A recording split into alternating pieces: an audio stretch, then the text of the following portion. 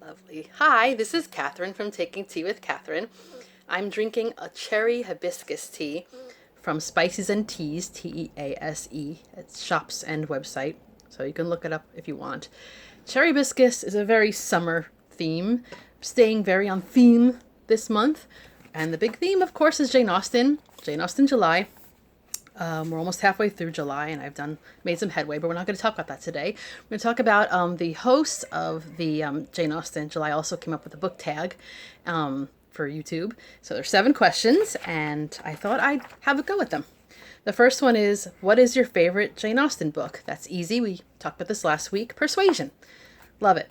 Moving on. Number 2, who is your favorite Jane Austen protagonist?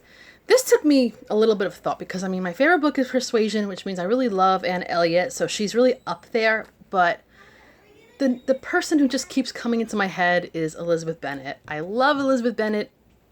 I don't love everything she does. Sometimes she's misguided, but that also makes her human, so we like that too. She's very witty, but she's not just a mean-spirited, witty person. She can make jokes or whatever, but she's not, cruel. She is kind. She cares very much about her family, even when they embarrass her. She cares about other people, and she stands up for herself at the same time. I think she's pretty well balanced, and, she's a really good heroine. And, or protagonist. I'm sorry, protagonist. And, these words. I just love her. I think I'm not alone in this. I know some of my choices are very basic, but you gotta love Elizabeth Bennet. So, moving on, number 3. Name a book off of your shelves that you think Jane would wholeheartedly approve of, and why. And I have a hard time with this because I've read a lot of biographies of Jane Austen and about her time period and about the books she read. And so you think I would have a sure opinion about this. I can't really come up with just a book, but I kind of thought of a genre that I just kind of imagined she would have gotten into. And it's something that didn't quite exist in her time, and that is the detective novels, especially the cozy ones. Even Sherlock Holmes, though. And I gotta bring Sherlock Holmes into things, because besides loving Jane Austen, that's another thing I absolutely love. So I want to hook them up. But even though I love Jane Austen and I love Sherlock Holmes, I think if I were really going to hook her up with a book, and it's not really a book, it's a series of books, I would say Agatha Christie, first of all, and Miss Marple. Why Miss Marple? I don't know.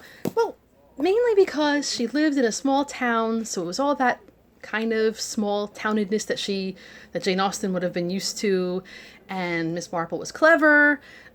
She comes up with answers to questions that no one thought of, and so she was like Elizabeth Bennet, a very good protagonist, a bit older, but that's great too because who doesn't love Miss Marple? I just would love to see Jane Austen's opinion on Miss Marple, and I think she would like the books. And they're not very long reads, so there would be, a nice cozy thing to read on a day. I don't know. I just see it. And she's also, the other thing is that Miss Marple, Jane Marple, is an aunt. Yes, she is. She's an aunt. So who is one of the most famous aunts in history? Well, Jane Austen. They used to call her Aunt Jane, which is kind of, I don't know. Does she want to be identified as aunt? I don't know. Nevertheless, Miss Marple was an aunt, and her nephew used to pay for a lot of her excursions. It just sounds like something that may have happened to Jane Austen had she lived longer and in a slightly different time. Maybe I'm projecting my own thoughts, but that's why it's my tag today to answer. I tagged myself, basically. Anyway, number 4. Name a book off of your shelves that you think Jane would have hated and why.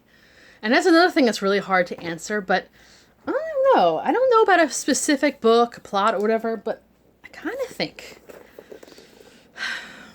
right? If you were of her time and of her personality, and her sister burned a whole bunch of her letters, but some of them survived.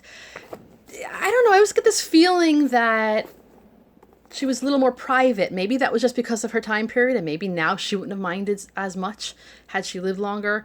Who knows? But I just have a feeling that she wouldn't have wanted her letters, especially. Not so much her life, little biography to come out, but her letters to have been published. And the same thing with the juvenilia. I could be totally wrong about this, but I know I've written things and most of it hasn't been that great, but I especially would not want anyone to read my early stuff. There's like one or two things that I wouldn't be completely embarrassed about, but even Jane Austen, who wrote pretty decent early writings, I just can't imagine her wanting to see this in print.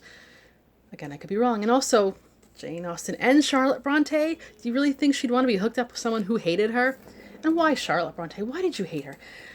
That's a discussion for another time. So, number 5. Who? Oh, my cat is playing with the lights, as cats do. He wants attention. Anyway.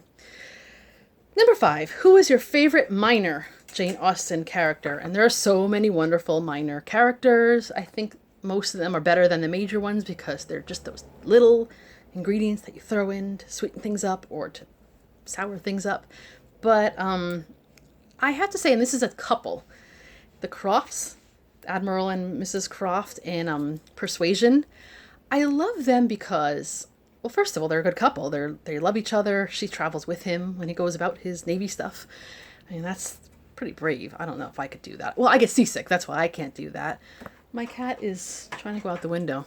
He picked today. Anyway, the window's closed. Anyway, I'm not getting distracted by my cat. Speaking of distractions. Okay, the Crofts, what I like about them is that they are a happy couple. And of course, we don't read that much about them, but just a little bit that you do read, you say, well, you know what? How many happy couples do you really get in Jane Austen? I'm not talking about the happy endings where this person and this person end up together. So many of the couples in Jane Austen are kind of comic because they don't get along, because they're tired of each other, they're sarcastic to each other, they ignore each other, whatever. I'm sure I can think of a few decent couples if I get down to it, but I mean, you have the Lucases, not the older Lucases, but Charlotte and Mr. Collins, spoiler alert. You have even Mr. and Mrs. Bennet. It's sad. They don't really care much for each other. You go to Sense and Sensibility of the Palmers. You start to think that maybe she didn't really care for marriage beyond her own personal ideals. But then you read the Crofts, and this is toward the end of her life when she wrote this, and you see such a beautiful, happy, united couple, and they're lovely people that I know of. So, it gives me happiness and hope. Number 6. Name a book off of your shelves that you feel was somehow inspired by Jane Austen's body of work. Well, you know what? This is just rumor. I can't imagine why I think of this, why I would even imagine this is even remotely inspired by Jane Austen's work. But I don't know. Jane Austen Book Club. What do you think? I mean, they mention her novels in there. They talk about them.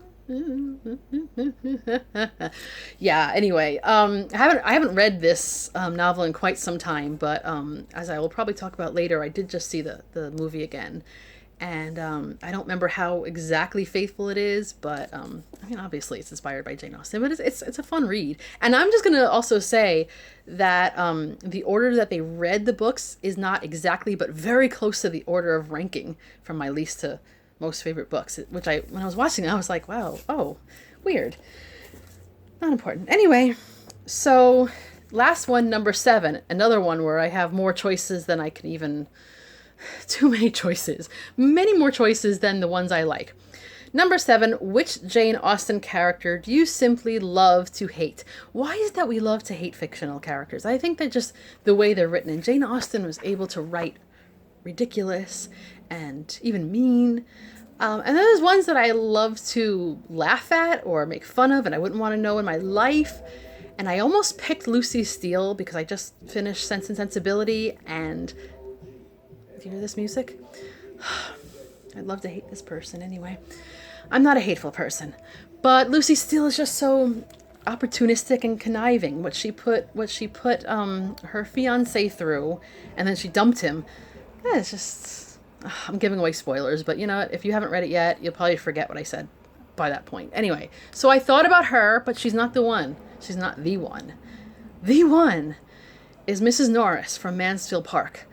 I haven't read Mansfield Park through since, for 20 years ago, and I still remember how much I hated her. And even when I see her in the film portrayals, I get so angry at this woman.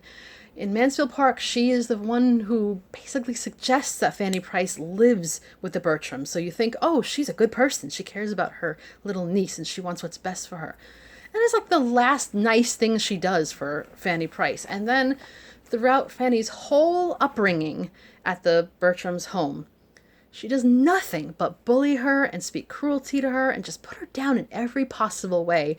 And also kiss up to anybody who is of influence, including her nieces and the Crawfords and anybody else who she thinks she can get something out of. When you read her, you're like, how could anyone be that way? But I suppose people could be that way. You know, Jane Austen had an aunt.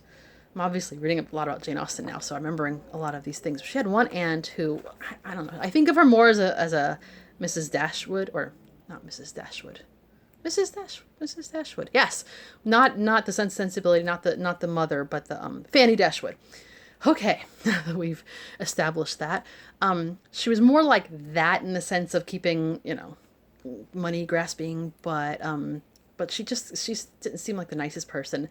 And I'm not sure who Jane Austen bases every single one of her characters on, but it's something about Mrs. Morris seems like she knew someone or a few people like that. And oh my goodness, no one likes Mrs. Norris. Anyway, do you know how much I hate Mrs. Norris? Anyway, so that wraps up my my little tag. And I'm not going to tag anyone because I'm still new on this whole booktube adventure. So I don't think I have the right to tag anyone yet. If you like doing this sort of thing, if you love to talk about Jane Austen, then feel free to make your own video. I would love to watch it. And yes, I would very much love to watch. And I love everybody's opinions on Jane Austen. Even when I don't quite agree with them, I like to watch it. I like to read it. You can also comment below. If you have differing opinions, that's great. Who's your favorite? Who's your least favorite? My favorite questions in these are really the ones that who Jane Austen, what books she would love or hate, because it's so speculative, but it really makes you think. And I'm sure that later on I'm going to think about it again and say, oh, maybe I should have said this. This might have been a better answer. I don't know. But you know what? One thing I love is that nothing is static. Everything sort of moves in one's opinions and one's thoughts and changes over the years. Although I'm going to hate Mrs. Norris forever. I'm sorry. I just hate her. She does get a comeuppance. I don't like being like that, but I like certain comeuppances. Anyway, so if you like this video, you can comment and you can subscribe if you like. And love you too.